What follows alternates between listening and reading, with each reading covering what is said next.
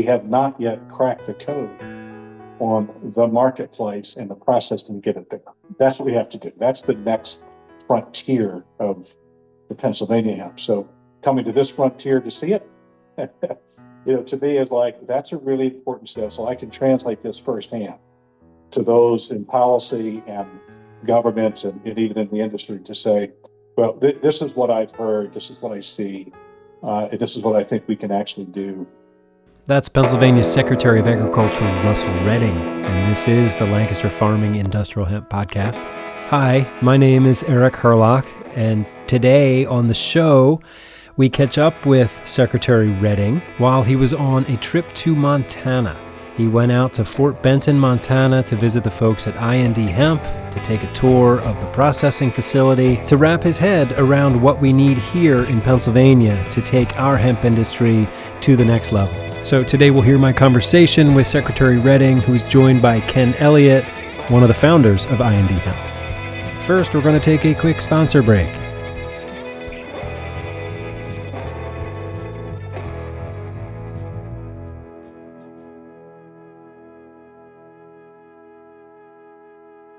The KP4 Hemp Cutter, introducing a revolution in hemp harvesting, setting a new standard for harvesting quality, speed, and efficiency. The KP4 prepares hemp for ideal retting and easy on-field tedding, raking, and baling. Easy to maintain and designed to withstand the punishments of hemp harvesting. The KP4 Hemp Cutter, available only at hempcutter.com. Our show is also made possible with support from Impactful Ventures and IND Hemp.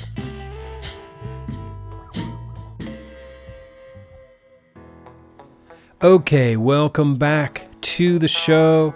So life is funny. It's funny how it works, Sometimes you make plans, and then sometimes those plans change. Opportunity knocks, and you open the door, and you see who's there. For me, this week, the opportunity happened yesterday when I got a call from Ken Elliott, who said that Secretary Redding was in Fort Benton. And so I was like, can I interview you both? And they both graciously agreed. So last night, instead of making tacos for my family, I interviewed Pennsylvania's Secretary of Agriculture, Russ Redding, and IND Hemp founder, Ken Elliott. Wow. Hello, Secretary Redding and Ken Elliott. How are you guys doing? We're awesome, Eric. Good. Yep, we're in Montana today. Yeah, yesterday morning we were at my son's field. We were cutting. It was 28 degrees in Montana yesterday, brother. All right. It's awesome, though. All right. Yeah. So let's back up a little bit. So Secretary Redding, you are on a diplomatic mission to Montana. Is that correct? What are you doing out in Montana? Well, that's a great description of a diplomatic mission. So this started with, as I said to Morgan and Ken, when I received the invitation for the summit that's being held. The summit coming up in a few weeks. Yeah, in a few weeks. I mean, I originally sort of had this on my calendar and had every intention to be here. And then there's a few things that appeared on the back side of that that are Pennsylvania commitments I could not cancel. Decided I can't do the summit, but I'm going to go to Montana. And see it for myself, see the operation, and really just have a better appreciation for what Ken and Morgan are doing with IND Hemp. Spent a lot of time. They've come our way and have shared their experience with us, and it just felt like the right moment, given the summit, given our own sort of journey around industrial hemp and those conversations, but also the things that are prospective. As we look at that we need to do, part of that is found in what Morgan and Ken have done here with IND Hemp. So. And Julie. Julie. And Julie. Julie's heart, Eric. It's a big deal to her. It's something. Well, tell me what you saw today. So it's, we spent a lot of time talking about sort of turnkey operations. And, one of the expressions from our hemp steering committee and the hemp engine folks in Pennsylvania and all of our growers has been, you need to have processing, and you need to further and fully process that hemp plant, right? Looking at seed, looking at oils, looking at fibers, and that's all here. I mean, it's all on this campus. And to me, that's the envisioned sort of end state for what it is we need to do in Pennsylvania. And so I want to understand, how did you do that? And they were pretty honest about what worked and what didn't, what type of financial capital is required, what kind of management expertise is required, what the relationships look like between, the company and the farmer, and then the extended market stream of just how challenging it is, but also the opportunities that are found there. So that's all been tucked in from sunrise to sunset here in Fort Benton, Montana. Yeah. So what sort of questions were you asking them? I have 3 pages of questions that I jotted down last night, and they are, they give me a sampling of the questions, looking at economics, looking at in both the economics of operation, looking at the sequencing of product and markets. Where do you start? Is it on the fiber side, the oil side, seed side, whatever? Interested in the sort of public support, right? When you look at what Pennsylvania does, what has Montana done, what are the things that we ought to be thinking about from a public support that's not just financial, but also in advocacy, right?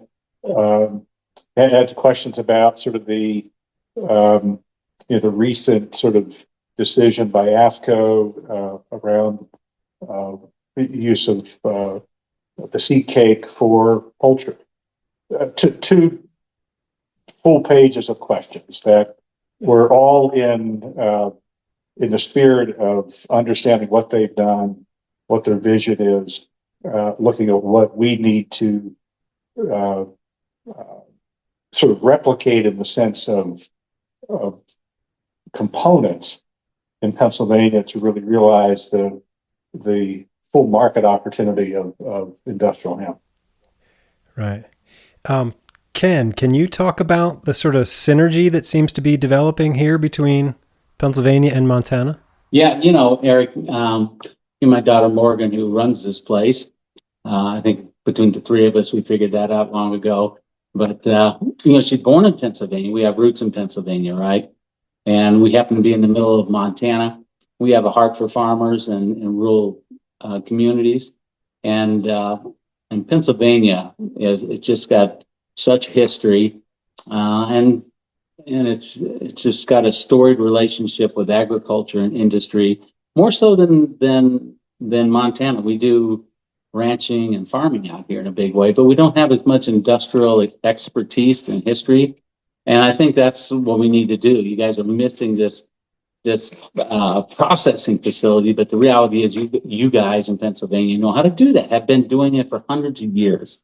And so it's like, I think, when we get the secretary coming out here, when you guys come out here, you'll see that it's no longer theoretical. It's happening. And if the Elliott family can do this in the middle of Montana, you guys got so many more qualified people who have been doing this kind of things for centuries that if we can help you guys take that next step, we'd love to do that. And, we'd love to be part of whatever the solution is for Pennsylvania's in the hemp industry. So, yeah, we're pretty excited about seeing it grow out in Pennsylvania. All right. So, Secretary, if there was a facility like what you saw there today, if there was something like that in Pennsylvania, in Lancaster or York County, what do you think that would do to our position in the state or, in the country for the hemp industry? Yeah, it's transformative. I mean, I think at the end of the day, we can all express our hope in hemp, right? And many have. But ultimately, there has to be some market opportunity for those who are producing it and processing it. And that has to be done by somebody, right? So I think that's what is so impressive here is that somebody, in this case, is Julie and Ken and Morgan, have, on their own initiative, committed themselves to sort of figuring out that market. And I will just say that I think there's a lot of opportunity to learn from what they did, how they did it or didn't do it, right? And those lessons learned that give us in Pennsylvania, a comfort, because I don't think you're doing this alone. They want to be helpful. And I think that expression of, hey, we want to help you, this is how we did it, is worth a lot to us. But I think in Pennsylvania, having something that would look like what is happening here in Montana is exactly what everybody in the steering committee and the hemp engine's trying to do. It's not the final answer, because I think what I've learned today is that, listen, there's a quest to just keep building out the marketplace, right? And the economics of that marketplace then determines sort of what those income streams look like for both the company and the farm. But ultimately, you need to take that plant and then process it into its highest value and find a market, right? We've got people who know how to grow it in Pennsylvania. We've got folks who have figured out the agronomic principles around it. They figured out the genetic material needed and what's most effective. But we have not yet cracked the code on the marketplace and the process to get it there. That's what we have to do. That's the next frontier of the Pennsylvania hemp. So coming to this frontier to see it, to me is like, that's a really important step. So I can translate this firsthand to those in policy and government and even in the industry to say, well, this is what I've heard, this is what I see, and this is what I think we can actually do. In one telling conversation this morning, Ken wasn't there, but it was with Morgan, just sort of an introductory, and looking at the different sort of the seed and feed side versus fiber. And admittedly, I've been a little myopic in this, is to say that I put the emphasis on the feed side, just given our livestock industry, and you've heard me express that, just given the size and scale, that is really a natural place. That is true, but that may not be possible without figuring out the fiber component, and the income streams off fiber are greater than the potential income stream off of the feed, right? So it's one of those revelations where somebody else has to tell me that, right? That you really ought to think about that a little differently. And that was the type of conversation. So I appreciate that. It helps inform my narrative of what the potential is, and I feel like I would do a better job in responding to the farmers in Pennsylvania and others about what that potential looks like, having had that conversation today. So you talk to a lot of farmers in Pennsylvania, obviously, and where's sort of their appetite for hemp at this point? I know there was a lot of sort of bad blood after the CBD boom and bust, and there was, the marijuana stigma before that. Yeah. Do you think farmers are ready for just a row crop? Something big and boring? Big and boring is good. I do. I think, notwithstanding, that, journey you've expressed here, I think that will persist for some time and may be difficult for some to overcome, if ever. But the producers here in Montana are no different than Pennsylvania. Everybody's looking for another opportunity, another income stream that produces money and income to the primary operation of that farm. And the margins, whether you're in Montana or Pennsylvania, are thin. So to whatever extent we can add diversity to it, you can help de-risk the operation by adding an enterprise. That's universal. So to answer your question, I think there's still tremendous appetite for, but I do feel that we have to deliver a response that is in the physical form. Right? They have to see it. They have to see the processing. They have to see the equipment required to harvest and transport and store and manufacture. They have to see that. And short of seeing, they're not going to believe the opportunity unless they travel to Fort Benton, Montana. Right. You're going to need tour buses, I think, for that. Lots of them. Yeah. Every time I get a chance to sort of be around sort of really innovators and good thinkers and people very passionate about hemp, I get really energized about what the potential is, and go back to those early statements we all made 10 years ago about what the future would look like. But it's important to surround yourself with good people and good thinkers, and not lose sight of the vision that we have, because the marketplace is still a very real marketplace. We just have to figure out how to access it, and how do we, build those right sort of relationships to the income streams. But also, I think importantly here, having the consumer express their support for hemp. And that's the other takeaway for me, is that's a really big part of this, is somebody else has to see the value in it other than the person who's growing it and the person manufacturing. The person receiving it, benefiting from it for all of its sort of extended value, has to also see it, but also express their interest in it. Right. Yeah. I think consumer behavior is going to drive this once they get the message, right? Yep. And how do we get the message? How do we get the message of hemp to the people? Right. I guess that's what we're trying to figure out. Yeah. That's part of what, the team here is thinking about every day, is that you need to have real value generated. And then you need to have those on the receiving end be interested in and willing to pay for that value. And whether that's in the form of sustainability, it's in the climate benefit, it's in the health benefits, in the rural development benefit. But I think that value statement is really critical, to have both the industry side who's vested in it and express it, but the receiving end from the consumer side also has to be equally as invested and express it. So I know Ken is a proponent of biochar, right? Did you have any conversations about biochar and carbon credits? We spoke about it a little bit. That's one of those things. It's like that's got to be fleshed out in a more meaningful manner. People got to make money on it, or we're just spending a lot of time talking about it, right?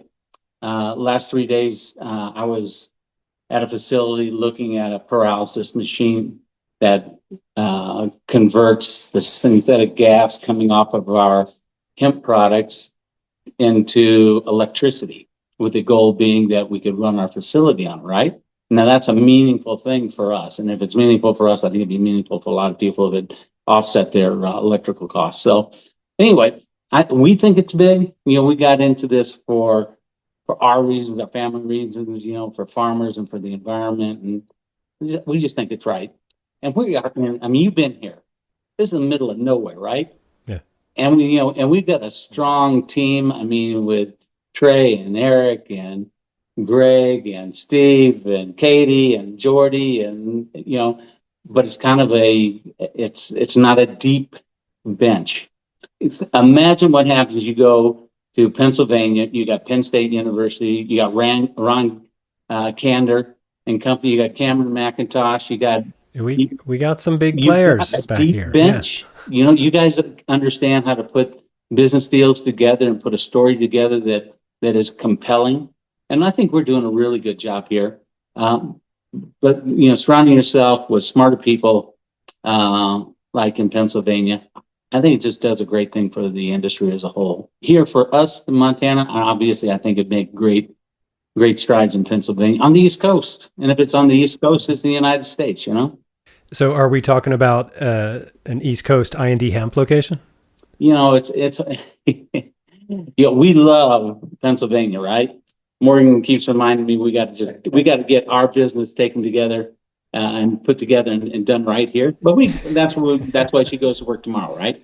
And so I think IND hemp would look good out in Pennsylvania, and I think we'd love to be partnered with folks out there that want to do this. I think we bring a lot to the table with respect to how to do things right, or at least how to avoid doing things wrong.